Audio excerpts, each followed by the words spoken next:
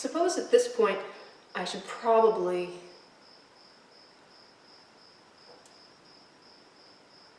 comment upon Kenneth Branagh.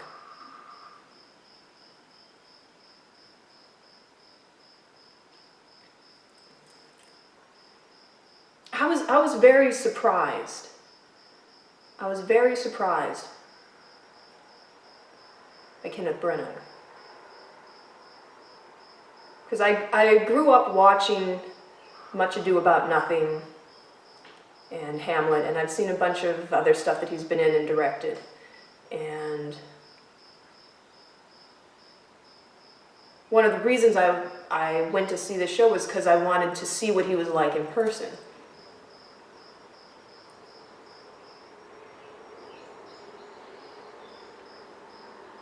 And I was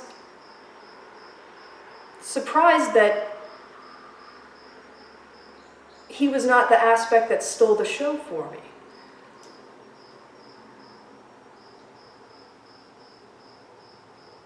In a way, this was very baffling to me. I mean, maybe my expectations were just too high because it was Kenneth Branagh. But I know Kenneth Branagh knows his Shakespeare.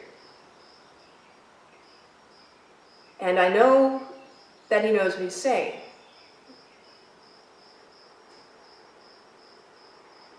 And I wonder whether what I'm going to describe is a symptom of presenting the show without an intermission, trying to cut it down to a manageable length without an intermission. Because I did feel that the show seemed rushed at points. And the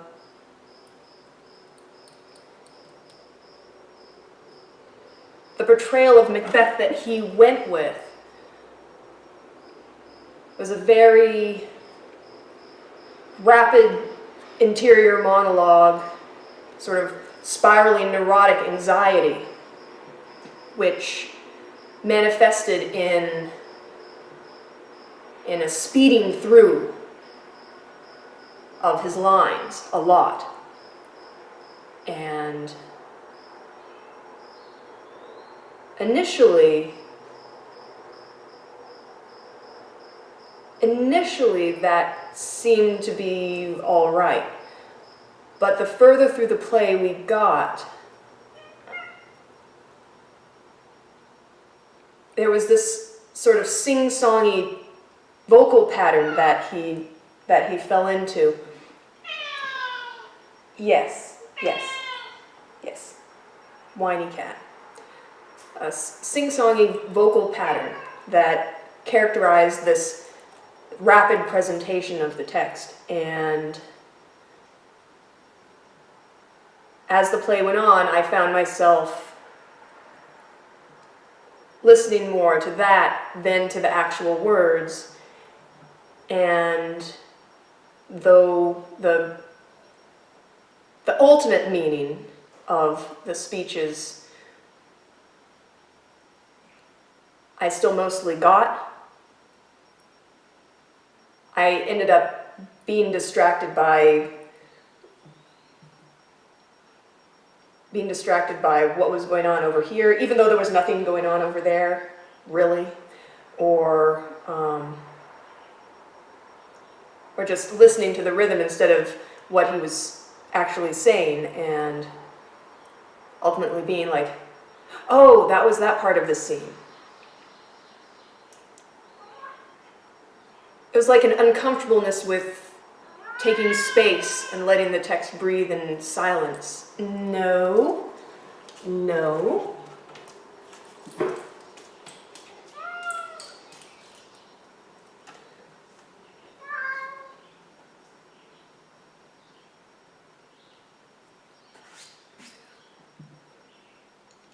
And the times when he did slow down,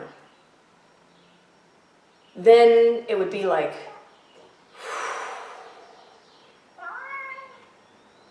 and started to work very well. It was like, then it was like I could not look away. But then he'd ramp up again, and all of that would just sort of fall away. It was like there were these amazing effects that would start building an atmosphere, and that's what it is.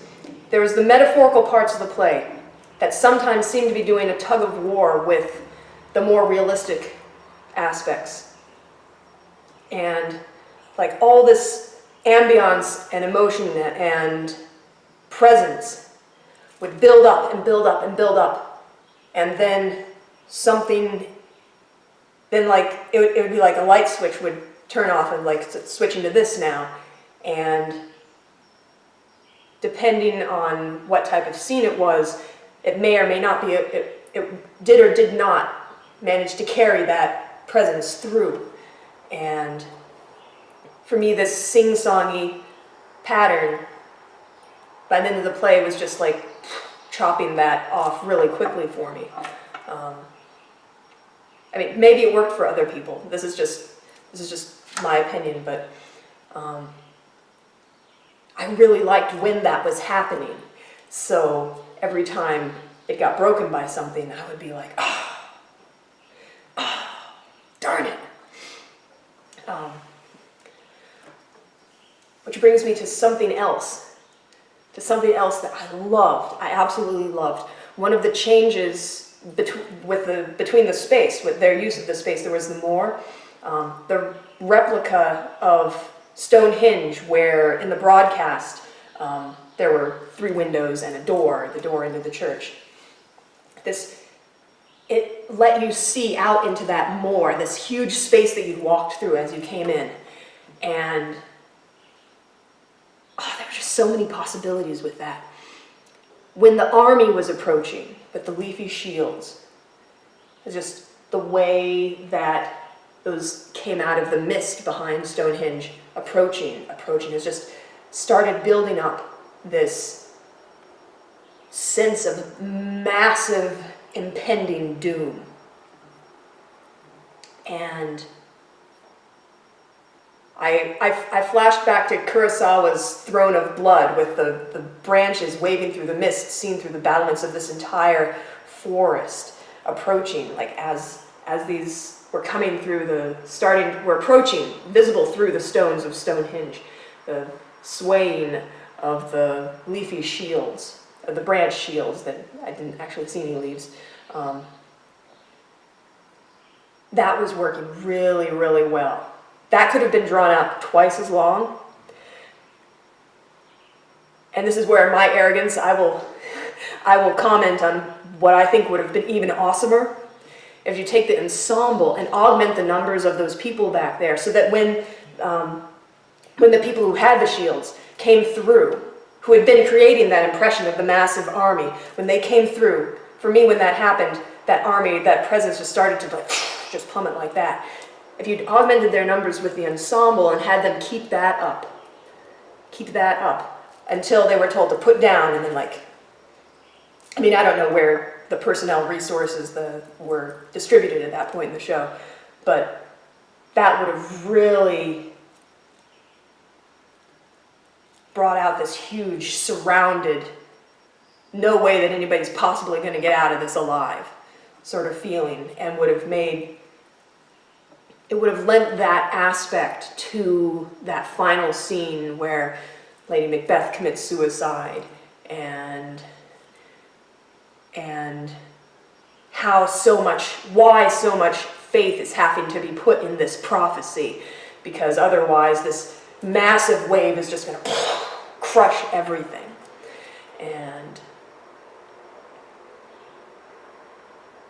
And for me, between the people coming in and those images suddenly fading away, between that and then the sing-song that then happened, that massive presence that I was just ready to come on, crush me. it went, and I was just like, no. but come on, keep going, keep going. So I loved watching this show. I mean, even though I'm criticizing it, I'm criticizing parts of it because I loved it so much. And that's the type of theater that I want to make. I don't know how I'm going to do it yet, where I'm going to do it, who I'm going to do it with, but that's the type of thing that I love doing in the past and that I want to be involved in. And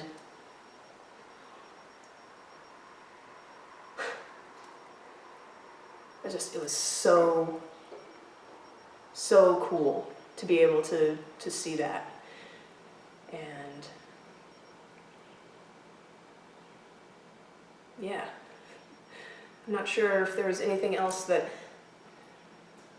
I was going to comment on or talk about.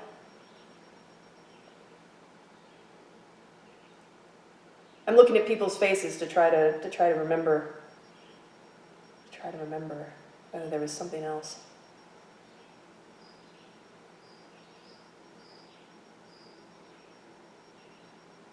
But yeah, Richard Coyle did a really good job. Tom Goodwin did a really good job. The witches. Where are the witches? What are the names of the witches? The Weird Sisters, that's what they're called. Charlie Cameron, Laura Ellsworthy, and Anjana Basin? I don't know. Those 5 are the highlights of the show for me.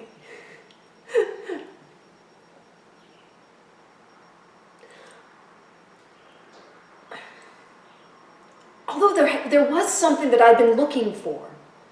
There was something that I'd been looking for. When I saw the broadcast,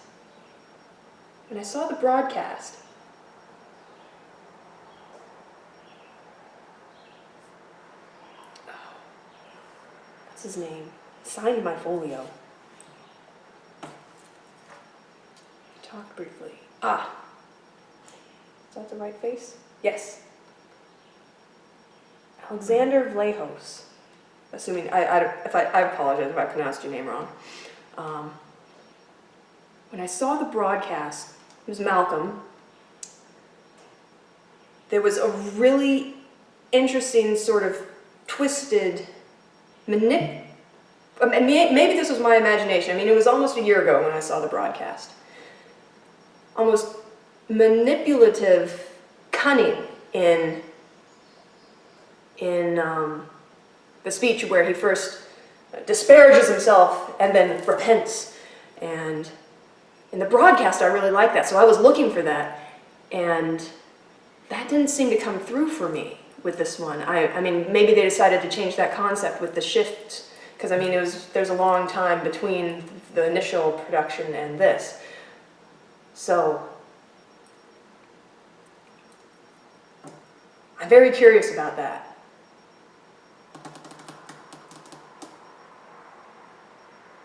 See, that's the thing. I watch a show and I end up with 1,000 questions, and then I have nobody that can answer the questions, because then I go back to New Hampshire and I'm like, oh, all these people are scattered across, who knows doing where there.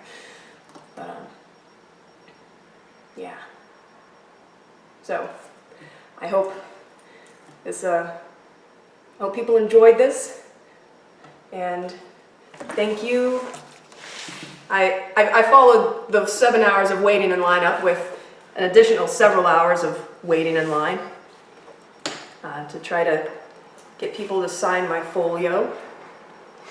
And I managed to get a large number of people. I have no idea how many people I missed. I haven't actually counted the signatures, but I think somebody told me that there's like, between the named characters and the ensemble, that there's something like 55 people. I think I've got more than half of them.